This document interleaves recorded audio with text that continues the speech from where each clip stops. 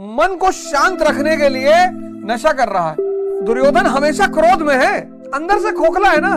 दुर्योधन से बचो, आंतरिक रूप से एकदम खोखला होता जा रहा है। कुछ और विकल्प निकालिए, कर कुछ नहीं सकते। तमन्ना सारी है, इच्छा खत्म, मन बाहर भागना खत्म। जय हिंद फ्रेंड्स, सदगुरु भगवान की चरणों में सादर चरण स्पर्श। यथार्थ गीता, मानव जीवन के उत्थान का शास्त्र। यथार्थ गीता, मानव जीवन के उत्थान, मानव जीवन के उत्थान का शास्त्र। बहुत सारे लोग पूछते हैं कि भैया जीवन का उद्देश्य क्या है। बहुत सारे लोग, लाखों हजारों लोगों का प्रश्न है कि जीवन का उद्देश्य क्या है। उत्थान, एवोल्यूशन। आप और हम सब पशु की स्थिति में हैं, पैदा होते हैं। पशु यानी जो सिर्फ इंद्रियों पर जीवित रहे। हनुमान जी बंदर हैं, लेकिन प्रभु की शरण में आकर, राम को पाकर हनुमान जी भी भगवान हो गए। यही है जीवन का उद्देश्य। राम को पाकर हनुमान जी भी भगवान हो गए। हम सब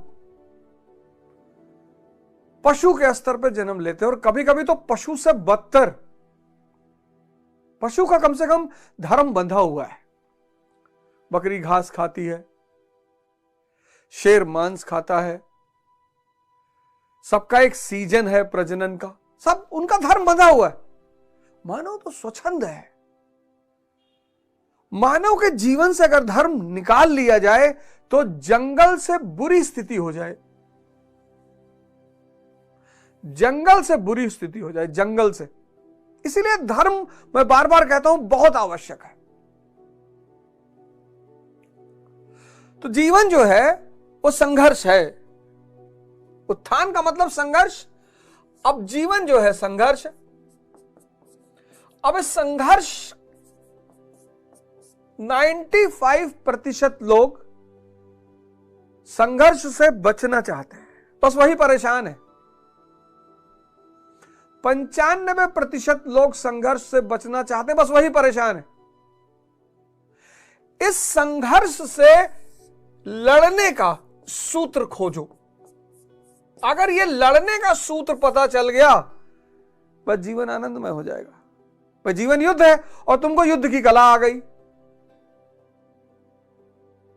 पानी किसके लिए खतरा है? जो तैरना नहीं जानता। जो तैरना सीख गया उसके लिए पानी आनंद हो गया। दुर्योधन से बचो। ये दुर्योधन है, इससे बचना है। मैं दूषित धन, बाहर की तरफ भागता, प्रकृति की तरफ। बच्चे में दुर्योधन है ही नहीं। बच्चे में दुर्योधन इसीलिए तो निर्मल है। बच्चे में दुर्योधन नहीं है, और काशी उसकी बड़ी मजबूत है। काशी यानी शरीर। लेकिन आज बच्चे को भी दुर्योधन दिया जा रहा है, मोबाइल। ये बच्चे का दुर्योधन है मोबाइल। ये उसे बाहर की तरफ ले जा रहा है, और जितना उसे बाहर की तरफ ले जाएगा उतना आंतरिक विकास की संभावनाएं कम होती जाएंगी। इसलिए आने वाले जनरेशन के साथ यह बहुत बड़ा खतरा है।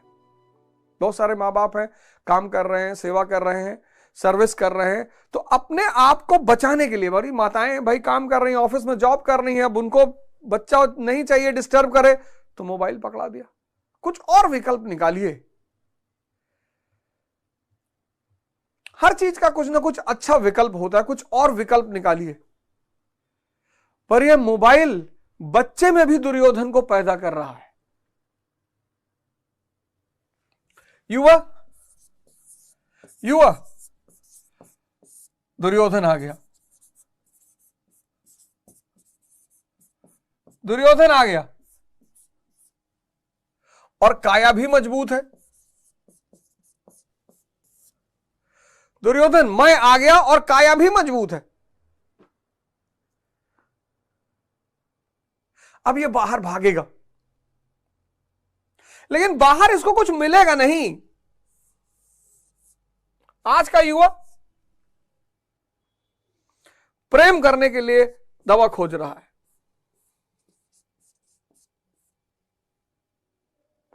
पढ़ने के लिए टीचर खोज रहा है,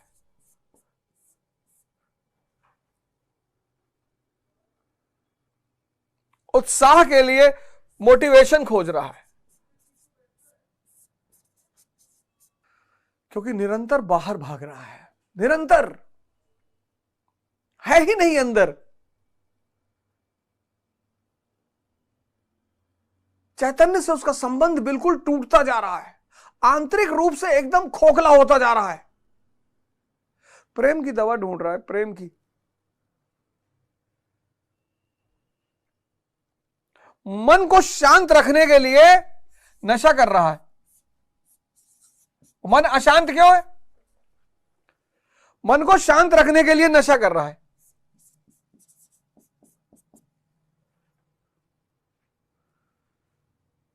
प्रेम के लिए दवा, सारी शक्तिवर्धक दवाएं, पढ़ने के लिए कोच, उत्साह के लिए मोटिवेशन, मन को शांत करने के लिए सब कुछ बाहर, क्योंकि अंदर से बहुत खोखला हो गया है। उसका दुर्योधन बहुत मजबूत हो गया है, उसको पता ही नहीं चल पा रहा है। बाहर है, बाहर किताब पढ़ रहा है, कुछ हजम नहीं हो रहा है।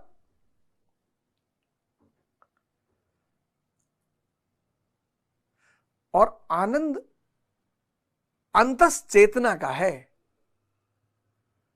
कितनी भी सुंदर स्त्री सामने बैठी हो, कितना भी सुंदर पुरुष सामने बैठा हो, अगर आप शांत नहीं हैं, निरर्थक है।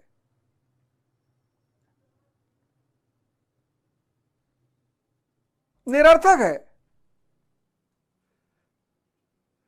महा अजय संसार रिप, जीत सके सो वीर, तुलसीदास जी मानस में कहते हैं, महा अजय संसार रिप, जीत सके सो वीर।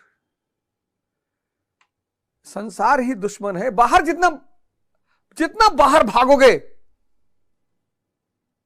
इसलिए युवाओं को ध्यान करना चाहिए। और जब युवा अवस्था ध्यान में बीतेगी, ध्यान में पढ़ाई करो, ध्यान में प्रेम करो, ध्यान सब कुछ ध्यान में करो। हर कृत्य को ध्यान बना लो, खेलने को ध्यान बना लो, सारे कृत्य को ध्यान बना लो।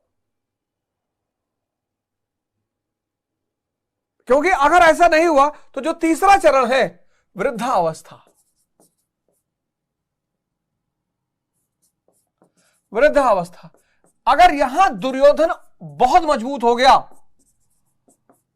दुर्योधन अति मजबूत, अति, और काया काशी कमजोर हो जाएगी, इंद्रिय सुख खत्म हो जाएगा, बस यही नर्क हो जाएगा। यही है नर्क कि 70 साल की उम्र में कर कुछ नहीं सकते, तमन्ना सारी है, तमन्ना सारी बची है और ताकत है ही नहीं। तब इससे क्या होगा? तमन्ना सारी बची है और ताकत है ही नहीं, इससे क्या होगा? फ्रस्ट्रेशन पैदा हो जाएगा। यही फ्रस्ट्रेशन कई तरह की बीमारियों को जन्म दे देगा।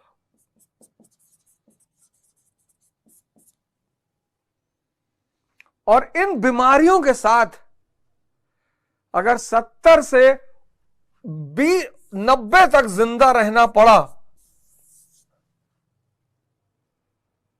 बस वही नर्क है, बस वही नर्क है।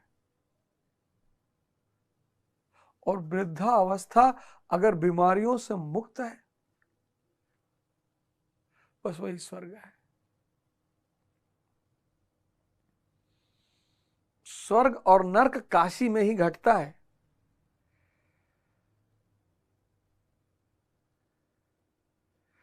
तो पिछले जो एपिसोड था उसमें मैंने एक आदमी का नाम लिया, आपको बताया शिखंडी। बड़ा आश्चर्य हुआ होगा आपको इस नायक के बारे में सुनकर। चिंतन पद्धति बढ़ाइए इसको। हर अर्जुन को जरूरत है, हर अर्जुन को इसकी जरूरत है। किसका विनाश करने के लिए? भीष्म का।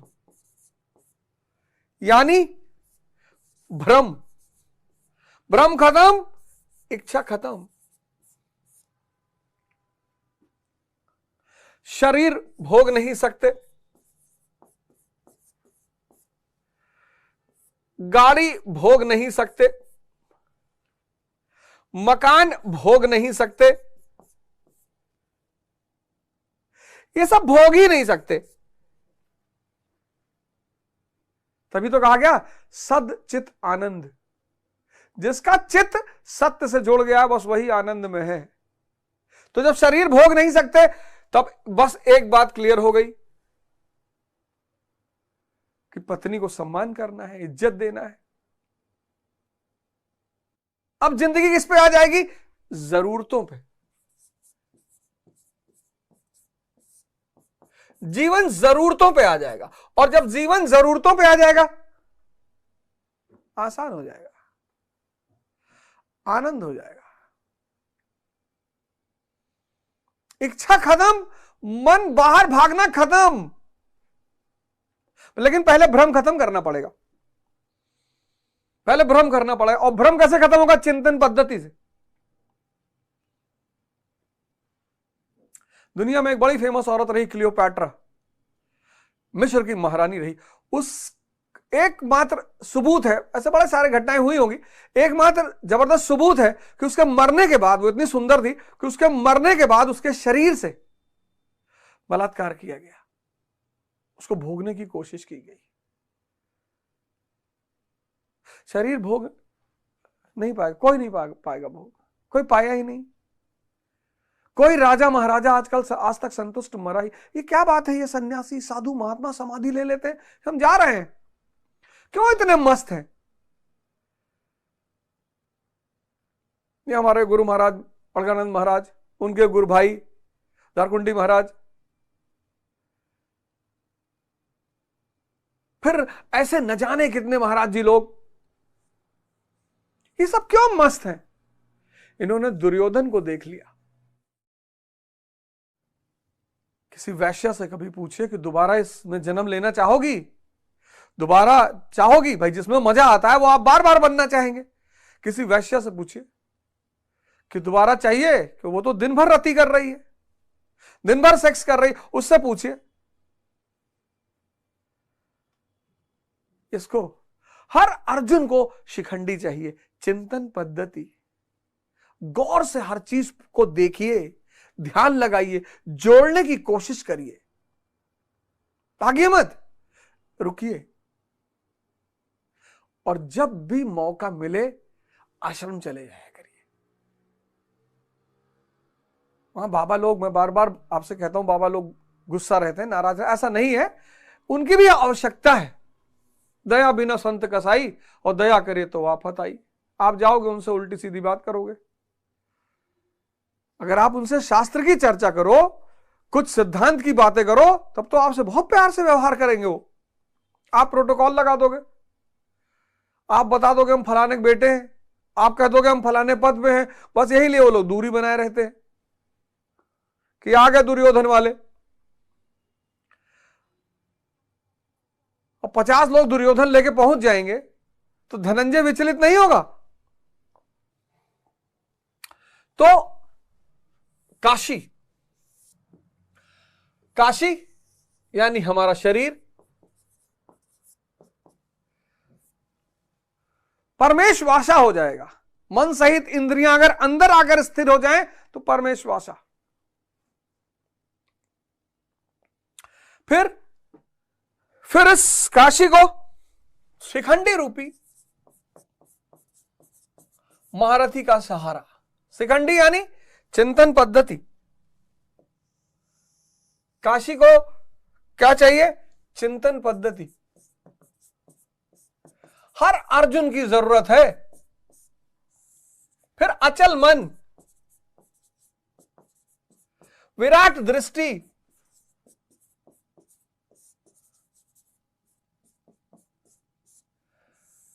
सत्य का चिंतन, सब महारथी हैं। काशी यानी काया और मन सहित इंद्रियां अगर इसमें स्थित हो गई, परमेशवासा। चिंतन पद्धति शिखंडी, अचल मन धृष्टधुम्न,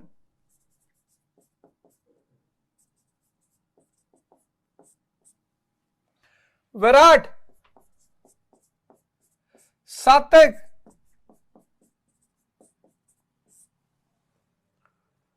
ये सब अपना अपना शंख बजा रहे हैं। फिर इन सबके साथ अगला कौन है? द्रुपद, अचल पद। किसका पिता है? धृष्टधुम्न का। अचल मन अचल पद दिलाएगा, धृष्टधुम्न। फिर द्रौपदी के 5 पुत्र, द्रौपदी के 5 पुत्र, सहृदयता,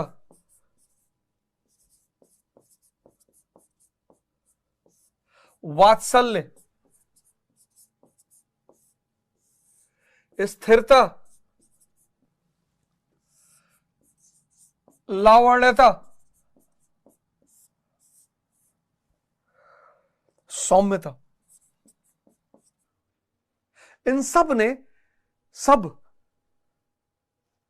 सबको जोड़ी एक साथ।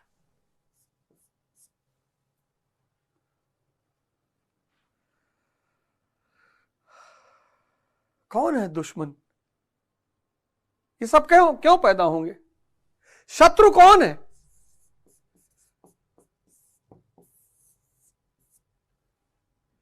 कौन है शत्रु? अगर मन अशांत हो तो पूरी दुनिया शत्रु है। आप बाहर भागोगे, दुर्योधन बाहर भागेगा। दुर्योधन का कोई बाहर अच्छा मित्र हो ही नहीं सकता।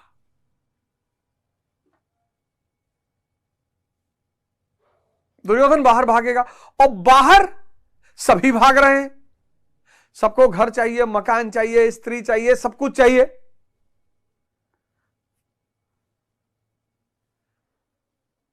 तो कहां किसी के लिए वात्सल्यता पैदा होगी? कहां किसी के लिए सहृदयता पैदा होगी?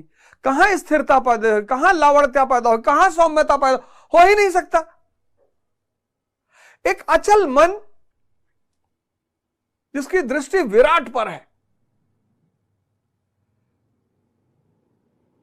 एक अचल मन जिसकी दृष्टि विराट पर है और जो हमेशा सत्य के चिंतन में है।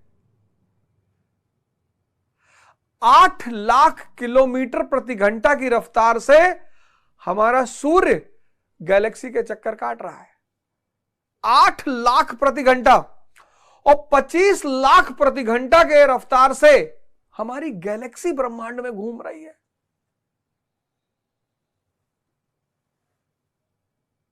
25 लाख प्रति घंटा, 25 लाख किलोमीटर प्रति घंटा की रफ्तार से हमारी गैलेक्सी इस ब्रह्मांड में घूम रही। ऐसे बिलियन बिलियन गैलेक्सियां हैं। विराट पर दृष्टि और निरंतर सत्य का चिंतन। लेकिन उससे पहले दृढ़ मन अचल पद के साथ। दृढ़ मन, दृढ़ मन किसके साथ? अचल पद। धृष्टद्युम्न और द्रुपद। फिर इस दृढ़ मन जो अचल पद के साथ है, इसकी नजर किस पे है? विराट पे। यह कर क्या रहा है? निरंतर सत्य का चिंतन।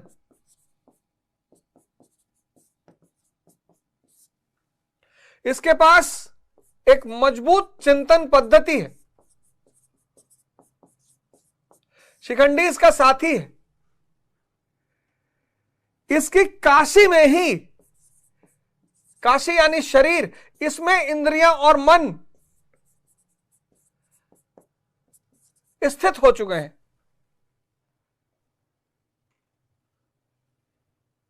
अब कौन है शत्रु?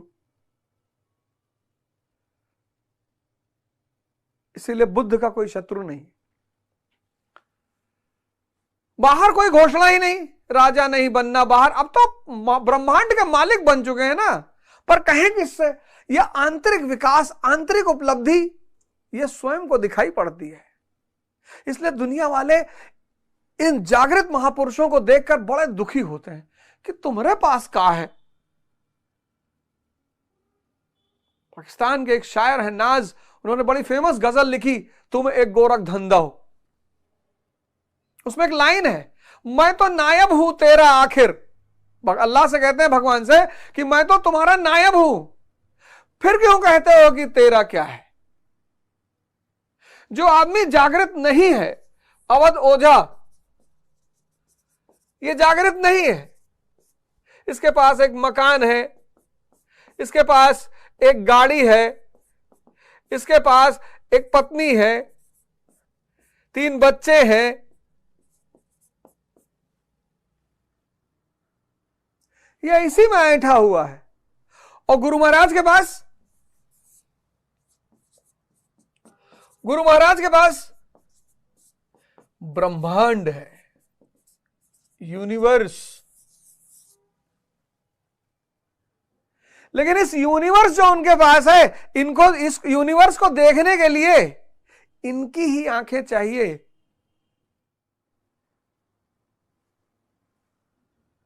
सारा ब्रह्मांड, सब कुछ इनका है। विराट पर जिसकी नजर हो, सत्य का चिंतन निरंतर बना हो, उसके अंदर स्वभावतः सहृदयता पैदा हो जाएगी, उसके अंदर स्वभावतः वात्सल्य पैदा हो जाएगा, उसके अंदर स्वभावतः स्थिरता पैदा हो जाएगी, उसके अंदर स्वभावतः लावण्यता पैदा हो जाएगी, उसके अंदर स्वभावतः सौम्यता पैदा हो जाएगी।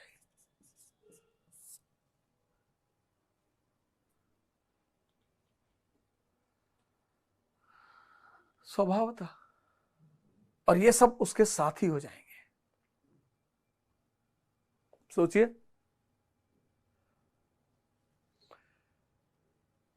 ये डायग्राम दिया हुआ है यथार्थ गीता में, मानव उत्थान का शास्त्र। गुरु महाराज को सत सत नमन है। ये देखिए डायग्राम, सहृदयता ना होती तो गुरु महाराज हमारा कष्ट दूर करने के लिए आते। हम जब सक्तेशगढ़ बरचा जाते, कितने लोग खड़े होते हैं, महाराज हमारा लड़का भी मारा, जा ठीक हो जी जा। आपके घर में कोई क्यों नहीं कह रहा इस तरह से?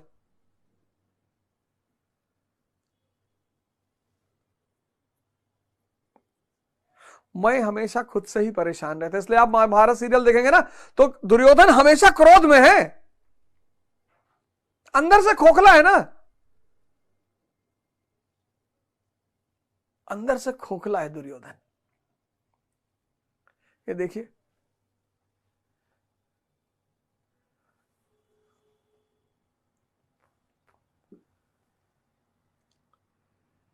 अद्भुत यथार्थ गीता, अद्भुत अद्भुत गुरु महाराज का अद्भुत कृत्य है यथार्थ गीता।